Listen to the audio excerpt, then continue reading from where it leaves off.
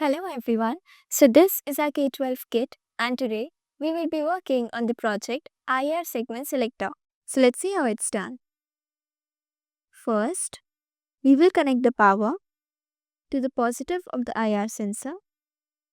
Then its negative to the ground. Then output of the IR sensor to whichever segment we need to display. For example, I'm taking the top one, that is A. Then its negative to the ground. Now, when the IR sensor will detect any object, the segment will start throwing. Let's see how it's done.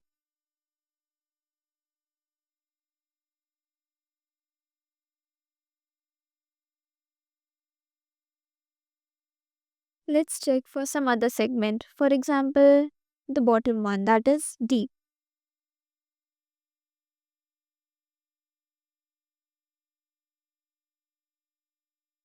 And this is how it is done.